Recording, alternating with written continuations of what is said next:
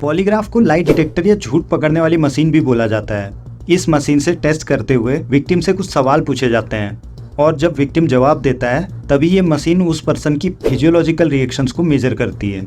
जैसे पॉलीग्राफ किसी ऐसे साइन को भी डिटेक्ट कर सकता है जिससे सवाल पूछे जाने पर इंसान को स्ट्रेस हो जाए, जिससे पता लगाया जा सकता है कि कोई इंसान झूठ बोल रहा है। ये मशीन ब्रीथिंग, हार्ट रेट और स्वेटिंग जैसे सिग्नल्स को मेजर करती है। आपने पॉलीग्राफ टेस्ट के बारे में जरूर सुना होगा या किसी मूवी या क्राइम सीन में देखा होगा, लेकिन कुछ लोग इस मशीन को धोखा भी दे सकते हैं। जब पॉलीग्राफ को सबसे पहले इन्वेंट किया गया था, एक कार्डियोलॉजिस्ट ने इसे अपने पेशेंट की इरेगुलर हार्टबीट को मॉनिटर करने के लिए डेवलप किया था। तब ये एक मेडिकल इंस्ट्रूमेंट था, लेकिन आज इसे क्रिमिनल इन्वेस्टिगेशन डिवाइस की तरह यूज किया जाता है। लेकिन क्या पॉलीग्राफ सच में झूठ को पकड़ सकता है? और सबसे इम्पोर्टेंट क्वेश्चन ये होगा कि इसके रिजल्ट्स कितने एक्यूरेट होते हैं। इस टेस्ट को स्टार्ट करने से पहले एग्जामिनर सब्जेक्ट की बॉडी में बहुत सारी डिवाइसेस को अटैच करता है। ये डिवाइसेस इलेक्ट्रोड्स और ब्लड प्रेशर कप्स हो सकते हैं। इसके बाद पर्सन को इस टेस्ट के प्रोसीजर के बारे में बताया जाता है और उससे कुछ आसान सवाल पूछे जाते हैं। पॉलीग्राफ टेस्ट के दौरान एग्जामिनर बहुत सारी इंटेरोगेशन टेक्निक्स का यूज करते हैं, जिसमें से सबसे कॉमन टेक्निक है कंट्रोल क्वेश्चन टेस्ट, जिसे CQT कहा जाता है। CQT में पर्सन से दो तरीके के सवाल पूछे जाते हैं, पहला कंट्रोल क्वेश्चन और दूसरा relevant questions. Control question general questions होते हैं उस पर्सन की पिछली लाइफ के बारे में, जबकि रिलेटेड क्वेश्चन में सस्पेक्ट से क्राइम से जुड़े हुए सवाल पूछे जाते हैं। यूजुअली एक इंसान अपनी पास्ट लाइफ के बारे में सवाल पूछे जाने पर कॉन्फिडेंटली जवाब देता है, क्योंकि ये सवाल उसकी पास्ट लाइफ के एक्चुअल बिहेवियर से जुड़े हुए होते हैं।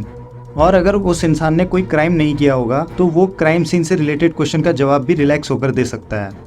इस कंडीशन में पॉलीग्राफ मशीन में एक जैसे पैटर्न बनते हैं, लेकिन जब कोई सस्पेक्ट झूठ बोलने लगता है और इंटरोगेशन के टाइम पर उसका बिहेवियर चेंज होने लगता है या वो किसी इमोशनल स्ट्रेस में आ जाता है, तब ऐसी कंडीशन में पॉलीग्राफ मशीन के ग्राफ में चेंजेस आ जाते हैं।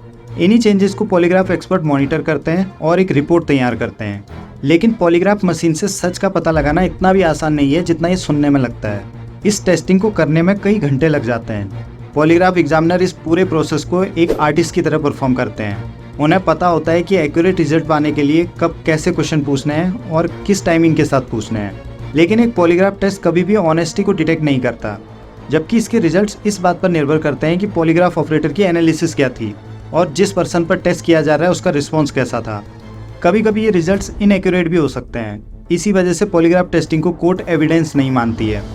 लेकिन कभी कभी पॉलीग्राफ क्राइम की मिस्ट्री को सॉल्व करने में बहुत इंपॉर्टेंट होते हैं। आजकल के मॉडर्न पॉलीग्राफ कंप्यूटराइज्ड होते हैं जो ज़्यादा एक्यूरेसी से एनालिसिस कर सकते हैं। क्या आप पॉलीग्राफ के रिजल्ट्स पर यकीन करते हैं? कमेंट करके ज़रूर बताइएगा। दोस्तों, बस आज की वीडियो में इतना ही। उम्मीद करता हूँ आपने इस वीडियो से कुछ नया सीखा होगा। मिलते हैं किसी और वीडियो में एक नए टॉपिक के साथ। Thanks for watching.